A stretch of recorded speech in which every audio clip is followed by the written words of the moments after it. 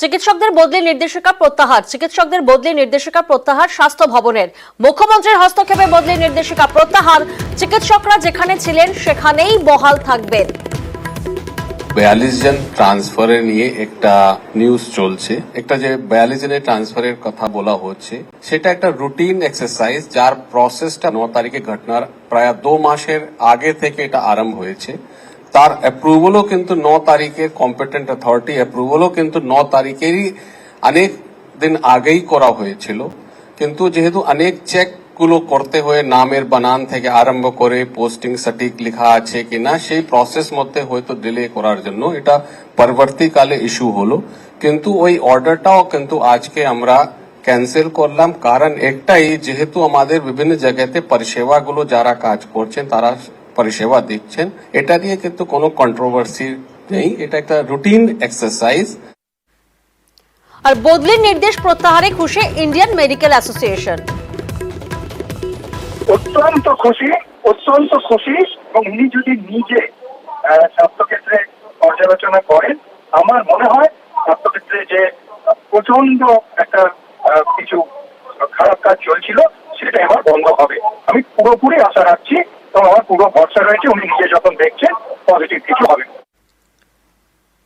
রাতে কর্মরত মহিলাদের সুরক্ষায় বিশেষ পদক্ষেপ রাজ্য সরকারের। হাসপাতালে নাইট ডিউটিতে আরো কঠোর নিরাপত্তা। প্রত্যেক হাসপাতালে মহিলাদের জন্য সেফ জোন। সিকিউরিটি অফিসার নিয়োগ করবে পুলিশ। হাসপাতালে মহিলাদের 12 ঘন্টার বেশি ডিউটি নয়। মহিলা চিকিৎসক, নার্স ও স্বাস্থ্যকর্মীদের জন্য আলাদা রেস্টরুমের ব্যবস্থা।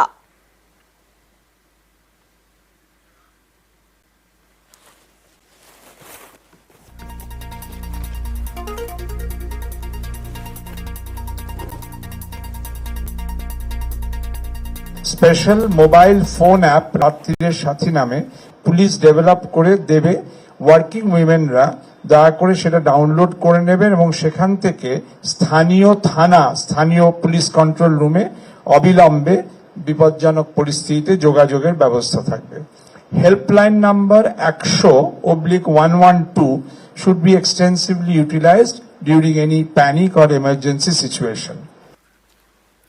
রাতে কর্মরত মহিলাদের সুরক্ষায় অ্যাপ রাত্রির সাথে অ্যাপ মোবাইলে থাকা বাধ্যতামূলক। বিপদে অ্যাপের মাধ্যমে থানায় বিপদ সংকেত। বেসরকারি সংস্থাগুলিকেও অ্যাপ ব্যবহারের আবেদন। রাতে কর্মরত মহিলাদের জন্য আলাদা শৌচাগার। সারা রাত থাকবেন রাত্রির সাথে স্বেচ্ছাসেবক। সিসি ক্যামেরায় মহিলাদের জন্য চিহ্নিত সেফ জোন। আপৎকালীন পরিস্থিতিতে 100-112 হেল্পলাইন নম্বর। সরকারি হাসপাতালে ব্রেথ অ্যানালাইজার টেস্ট বাধ্যতামূলক। রাতে কর্মরত মহিলাদের দল হিসেবে কাজ করানোই জোর হাসপাতাল চত্বরে। হস্টেলে রাতে পুলিশি টহল। হাসপাতালের সুরক্ষা তদারকিতে সিকিউরিটি অফিসার। মহিলা চিকিৎসকদের 12 ঘন্টার বেশি ডিউটি না দেওয়ায় জোর। মহিলাদের যতটা সম্ভব রাতের ডিউটি থেকে অব্যাহতি। রাতে নিরাপত্তা কর্মীদের মধ্যে পুরুষ মহিলার সমানুপাত।